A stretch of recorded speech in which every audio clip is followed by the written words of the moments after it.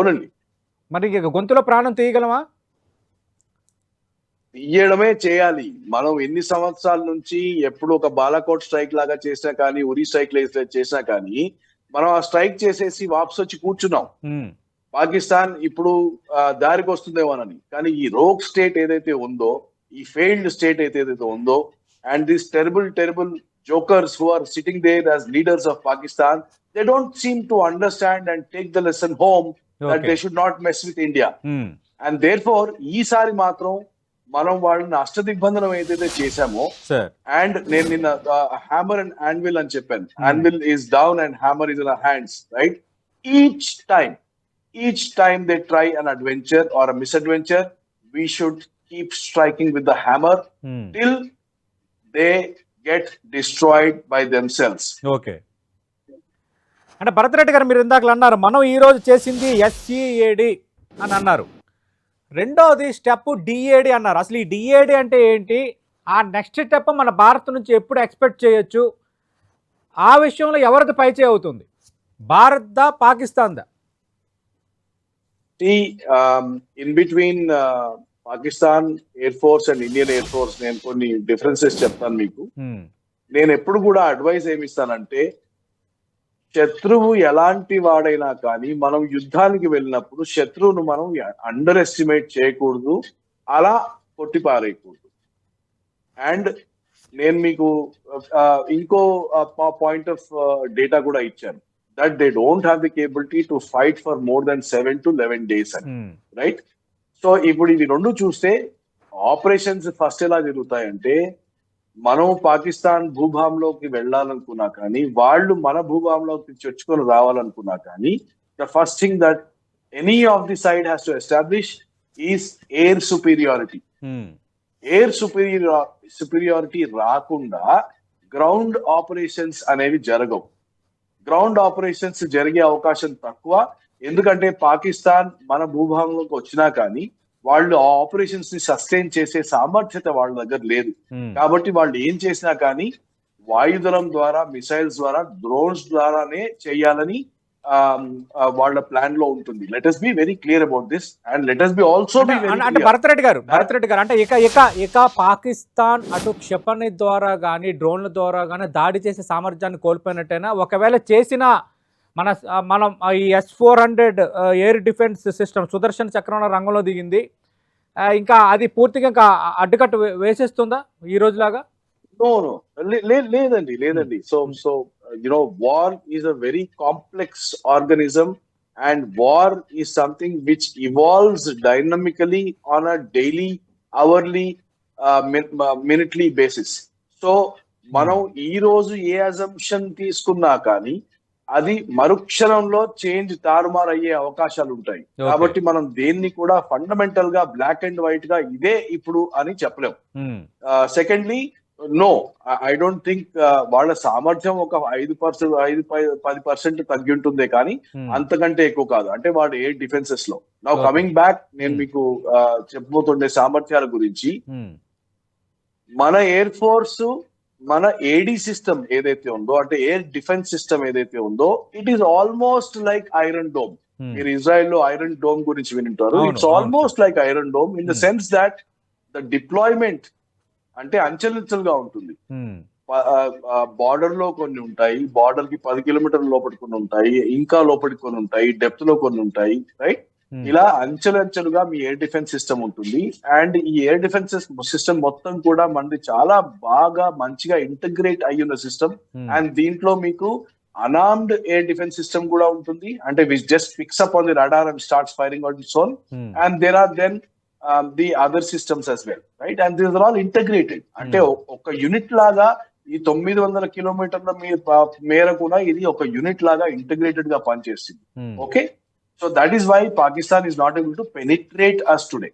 Okay, firstly now వాళ్ళకి తెలుసు మన ఏదైతే ఇది ఉంటుందో S-400 ని వాళ్ళు డిటెక్ట్ చేయగలిగితే గనక ఎక్కడెక్కడ S-400s ఉన్నాయో, అప్పుడు వాళ్ళు దాన్ని ఫస్ట్ టార్గెట్ చేయడానికి చేసి మన ఎయిర్ డిఫెన్స్ ని సప్రెస్ చేయడానికి ప్రయత్నం చేసి, ఆ తర్వాత వాళ్ళ మెయిన్ అటాక్ వస్తుంది. This is how the planning is done. Sir అంటే నా ప్రశ్న, దీనికి అనుబంధంగా నా ప్రశ్న, ఒకవేళ S-400 ఎక్కడ ఉందో వాళ్ళు లొకేట్ చేసే అంత సామర్థ్యం వాళ్ళకు ఉందా? ఒకవేళ ఉన్నట్లయితే మొన్న అర్ధరాత్రి ఉగ్ర స్థావరాలపై జరిగిన దాడిని వాళ్ళు ఎదుర్కోలేకపోయారు కదా. ఈరోజు పాకిస్తాన్లో ఇందాక మనం ప్రస్తావించిన లాహోర్, రావల్పిండి ఈ డిఫెన్స్ స్థానిక వీటిపైన మనం అటాక్ చేస్తే వాళ్ళు అడ్డుకోలేకపోయారు కదా. కరెక్ట్. సో నేను వాళ్ళ సామర్థ్యం ఎక్కడ అటాక్ మోడ్ లో, మన సామర్థ్యం ఎక్కడ both in attack as well as defence mode లో. వాళ్ళ దగ్గర ఏదైతే ఇప్పుడు డిఫెన్స్ సిస్టమ్స్ ఉన్నాయో అవి రోబస్ట్ గా లేవు. Chinese supplied equipment which is not integrated, which is not functioning well, which is not able to detect. Second is, మనం ఏ విధమైన మిసైల్స్ ని, డ్రోన్స్ ని అయితే యూజ్ చేస్తున్నామో they go in stealth mode, right? అంటే లాంచ్ చేసినప్పుడు వేరే హైట్ లో వెళ్తాయి, అటాక్ మోడ్ లో ఉన్నప్పుడు వేరే హైట్ లో వెళ్తాయి. వాళ్ళు పట్టుకునేంత లోపల మనకి కొట్టేసి వచ్చేస్తాయి. కొట్టేసి ఇట్స్ సూసైడ్, రైట్? మళ్ళీ వాపస్ వచ్చేది ఏం లేదు. సో ప్రాణ నష్టం జరిగేది కూడా ఏం లేదు. And another beautiful thing I want to share with you is that మీరు మేక్ ఇన్ ఇండియా ప్రోగ్రామ్ ని తీసుకుంటే some of the weapons which we are using today are a product of make in India. Right, great. Right, it is a fantastic news. అంటే ఒక యుద్ధంలో భారత్ తన సమర్థతతో ఏవైతే యుద్ధ సామాగ్రిని తయారు చేసుకుందో, ఇవాళ రఫాల్ అని మాట్లాడుతున్నాము, వేరే ఇంకే రకమైన మాట్లాడుతున్నాము. సమ్ ఆఫ్ దీస్ మ్యూనిషన్స్ అంటే ఎంతో సెల్ఫ్ సస్టెనెన్స్ వచ్చింది మనకి. వేరే దేశం మీద ఆధారపడే అవసరం లేదు to continue a war in the interest of our own nation. And I think this is a very proud moment again for all of us as India. Right.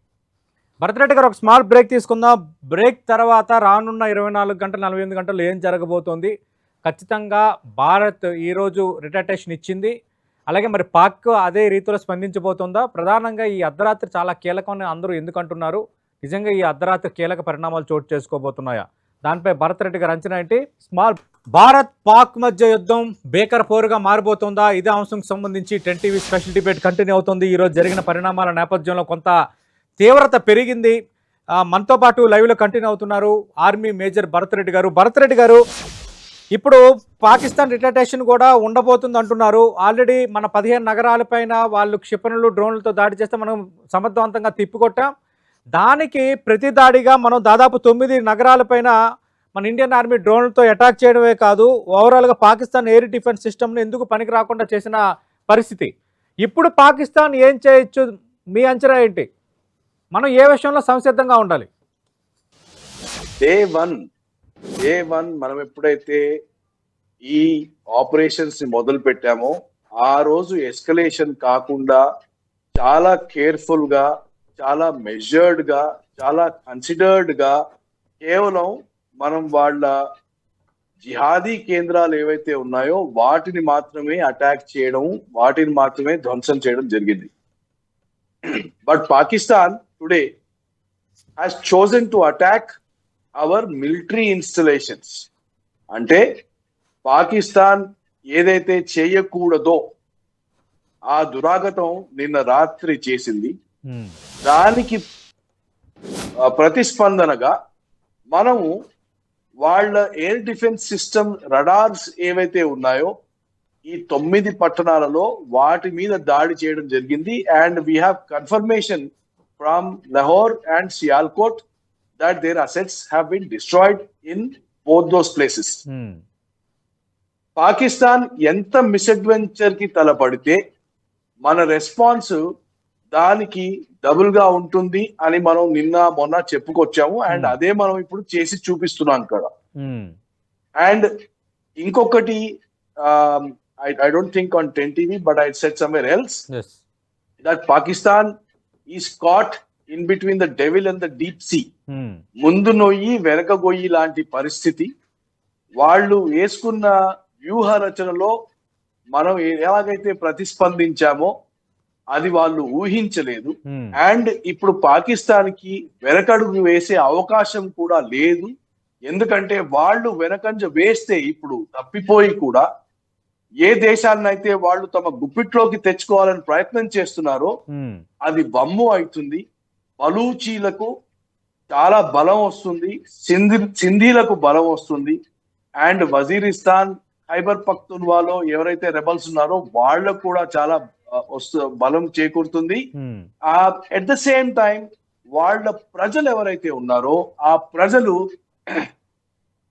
Pakistan ఆర్మీని గద్దె దించి దించేయడానికి ఒక ప్రయత్నం మొదలు పెడతారు. సో పాకిస్తాన్ కి వెనుకంజ వేసే అవకాశం లేదు. They don't have an exit strategy right now. This is a fact. So ఇప్పుడు వాళ్ళకి వేరే ఆప్షన్ లేక వాళ్ళు మేము కూడా భారత్ పైన ఒక తీవ్రమైన దెబ్బ కొట్టాము అని చెప్పుకోవడానికైనా కానీ వాళ్ళు మన మీద ఒక తీవ్రమైన దాడి చేసే అవకాశం చాలా చాలా ఎక్కువ. Right. So and we are ready to defend ourselves. Yes, See sir. anything. Yes, sir. బ్రహ్మాండంగా మన వ్యూహరచన ఉంది, భారతదేశం యొక్క వ్యూహరచన బ్రహ్మాండంగా ఉంది.